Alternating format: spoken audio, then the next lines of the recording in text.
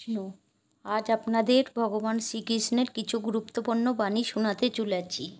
ভগবান শ্রীকৃষ্ণর কথাগুলো একবার অবশ্যই শুনুন, মনে শান্তি পাবেন, নিজেকে নতুন করে খুঁজে পাবেন। মানুষের দুটি পা, দুটি হাত, দুটি কান আছে, অথচ জিহ্বা একটা। কেন? জিহ্বাকে রক্ষা করার জন্য অসংখ্য দাঁত আছে, কিন্তু জিহ্বা একটা। কারণ জিহ্বা দিয়ে বার হওয়া একটি সঠিক শব্দ তোমার জ্ঞানের পরিচয় দেবে, আবার এই জিহ্বা দিয়ে বার হওয়া একটি ভুল শব্দ তোমাকে নরকে টেনে আনবে। সুতরাং শব্দের ব্যবহার ভেবে করুন। অর্থের মর্ম সে বোঝে যে সারাদিন কষ্ট করে উপার্জন করে। তোমার মর্ম সে বোঝে যে তার পাওয়ার আশায় সব কিছু ত্যাগ করে। এর মর্ম যে বোঝে সে সারা জীবন প্রিয় মানুষের কাছ থেকে অবহেলা পেয়ে থাকে। সব জিনিসের মর্ম আছে, সময় মানুষকে তা অবিরাম বুঝিয়ে দিতে চলে।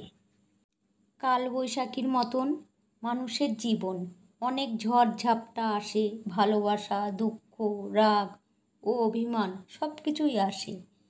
যে মানুষ সব কিছু সামলে নিতে পারে সেই জীবনে প্রতিষ্ঠিত হয়।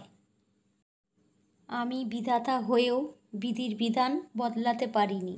আমি চেয়েছিলাম রাধা, আমাকে চেয়েছিল মীরা, আমি হয়েছিলাম রুক্মিণীর।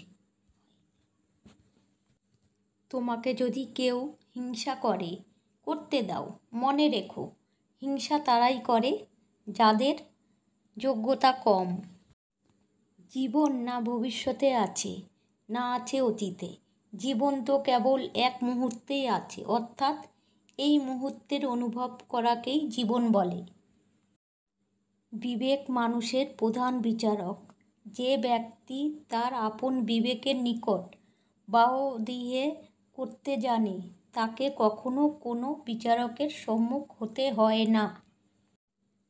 প্রত্যেক মানুষের জীবনে এমন সময় অবশ্যই আসে যখন সে প্রত্যেকেই অনুভব করতে পারে যে ঈশ্বর ছাড়া এই পৃথিবীতে আপন বলতে আর কেহ নেই।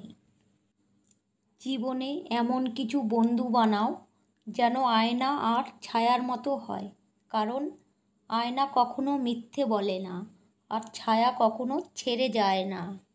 অস্ত্রের আঘাত ক্ষণিকের, যা সময়ের সাথে শুকিয়ে যায়, কিন্তু কথার আঘাত অস্ত্রের আঘাতের চেয়েও দ্বিগুণ শক্তিশালী, যা ব্যক্তির সহজ সরল মনকে প্রতিশোধের দিকে ধাবিত করে। লোভী মানুষ কখনো অন্যের দুঃখের ভাগ নেয় না, তারা সব সময় অন্যের সুখের ভাগ নেওয়ার জন্য বসে থাকে। মানুষ জীবনে 6 বার হেরে যায়। 1 টাকার কাছে, 2 ভালোবাসার কাছে, 3 সময়ের কাছে, 4 বিবেকের কাছে, 5 বন্ধুত্বের কাছে, 6 অবশেষে মরণের কাছে। দেরিতে হবে, কিন্তু ঠিকই হবে। তুমি যা চাও তাই হবে। মনে রেখো, তোমার সময়টা খারাপ, তোমার জীবনটা নয়। শুধু অপেক্ষা করো, সব হবে।